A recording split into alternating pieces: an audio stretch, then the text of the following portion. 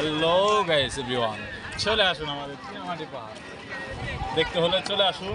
এই যে চীনামাটির পাহাড়, বিজয়পুর পিকনিক স্পট। কোথায়? নেত্রকোনা। Netrokona, thank you.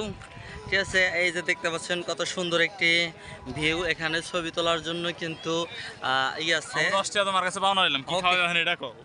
ওকে। দেখতে পাচ্ছেন কত সুন্দর একটি ভিউ। ওখানে পিছনের সিনারিটার জন্য কিন্তু এটা এইভাবে রাখা হয়েছে। এখানে ছবি উঠলে এই যে আপনার 20 টাকা দিতে হবে। এখানে ছবি তোলা জন প্রতি 20 টাকা। আপনারা দেখতে পাচ্ছেন এটির পিছনে আবার একদম প্রাকৃতিক একটা দৃশ্য, আল্লাহর নিয়ামত, অসম্ভব সুন্দর। আপনারা যদি এখানে আসেন তাহলে বুঝতে পারবেন যে আসলে এটা কতটা সুন্দর আর কতটা মনোমুগ্ধকর পরিবেশ এখানে। আমি কিন্তু আসলে এক কথায় ওয়াও, আমি এখানে আসার জন্য খুবই আগ্রহী ছিলাম এবং এসে আমার মনে হচ্ছে যে টাঙ্গাইল থেকে 200 কিলো গাড়ি জার্নি করে এসে মনে হচ্ছে যে না, ঠিক আছে, হয়তো খুব একটা লস হয়নি। আর যারা ভ্রমণ পিয়াসী, যারা ঘুরতে চান, তাদের জন্য ভালো একটা প্লেস।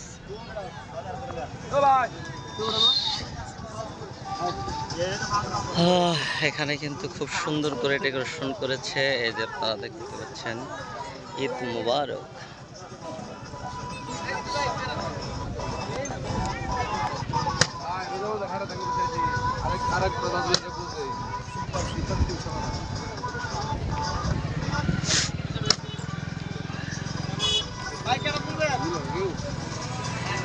অসম্ভব সুন্দর, জাস্ট ওয়াও।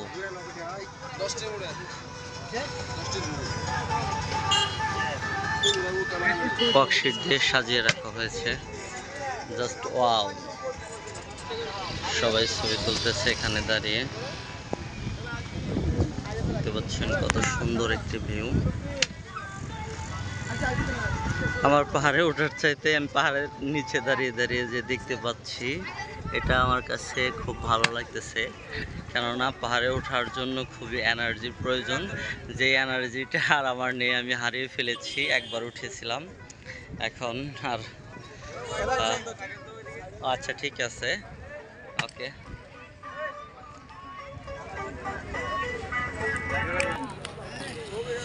মাঝি ভাইয়া যাও রে, অকুল দরিয়ার মাঝে আমার ভাঙা নাও রে মাঝি বাইয়া যাও রে। প্রিয় বন্ধুরা, নৌকা বাওয়া দেখে কিংবা নৌকা চালানো দেখে, আমাদের টাঙ্গাইলের আঞ্চলিক ভাষায় বলে নৌকা বাওয়া, সেটাই বলে ফেললাম। আর নৌকা চালানো দেখে একটি গান মনে হলো আব্দুল আলিমের, প্রয়াতক বয়াতি আব্দুল আলিম, কিংবদন্তি। তার গানটি একটু করার চেষ্টা করলাম। আপনারা দেখতে পাচ্ছেন খুবই সুন্দর একটি ভিউ এখানে, অসাধারণ, এক কথায় জাস্ট ওয়াও। খুবই ভালো লাগার মতো একটা প্লেস। এদিকে দেখতে পাচ্ছেন খুবই ভালো লাগতেছে। এই পাহাড়ের পাশ দিয়ে ছোট্ট একটা নদী বয়ে গেছে। আমি কিন্তু এরকম এর আগে দেখিনি। নদী বলতে একদম খালের মতো। আর এটা হচ্ছে আপনার দেখতে পাচ্ছেন এই পাহাড়টি কেমন সাদা মাটি, একদম অস্বাভাবিক। আমি এরকম কখনো এর আগে দেখিনি। আপনারা যদি দেখে থাকেন তাহলে জানাবেন। এই যে একটি নৌকা আসতেছে আমাদের দিকে।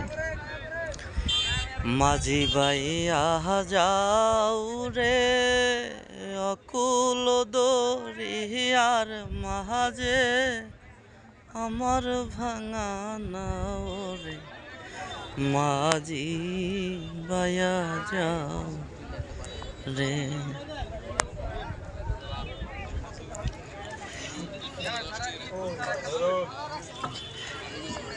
আসসালামু আলাইকুম ভাই।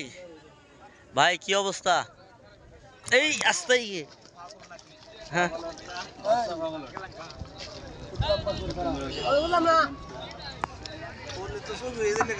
একদম পড়লে তো ব্যথা পাবে 100% শিওর।